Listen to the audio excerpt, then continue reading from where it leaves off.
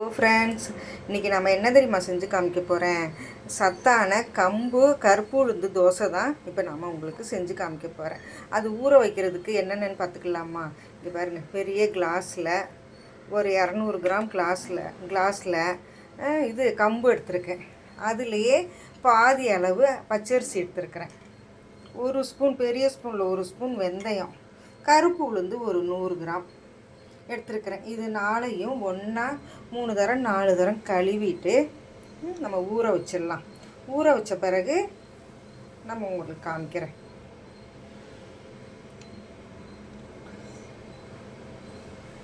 இங்கே பாருங்கள், நல்லா 3 தரம் 4 தரம் நல்லா கழுவிட்டு நல்ல தண்ணி ஊற்றி ஒரு 8 மணி நேரம், 8லேருந்து ஒரு 10 மணி நேரம் ஊற வச்சு அரைச்சிக்கலாம்.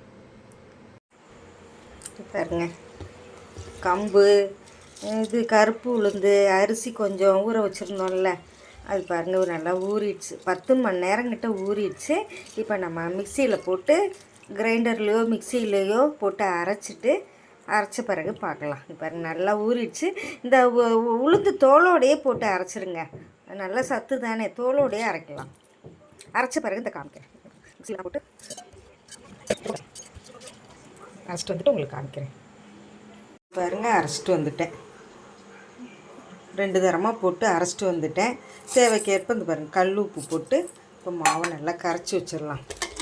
காலையில் இப்போ ஊற வச்சே இப்போ நைட்டு தான் அரைச்சி வச்சுட்டேன்.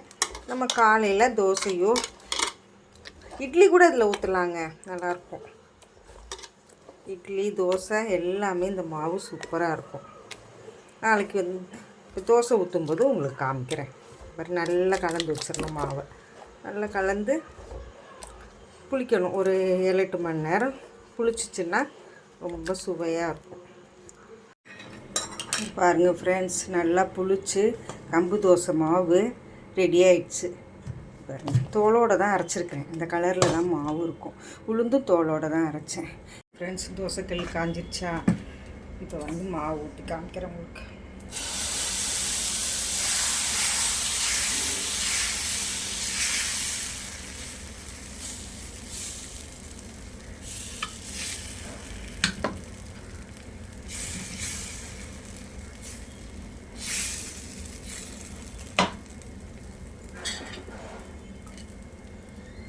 எண்ணெய் ஊற்றிக்கலாம்.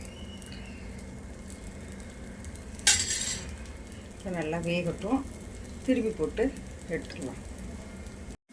இப்போ கீழே வெந்துருச்சா? இப்போ மேலே வந்து திருப்பி போட்டு சுவையான கருப்பு உளுந்து கம்பு தோசை ரெடி. இதே மாதிரி நீங்களும் உங்கள் வீட்டில் செஞ்சு பார்த்துட்டு எப்படி இருக்குது என்னென்னு கமெண்ட் பண்ணுங்கள். புவனராஜா சேனலுக்கு சப்போர்ட் பண்ணுங்கள். இன்னொரு தோசையும் நான் ஊற்றி காமிச்சிட்றேன்.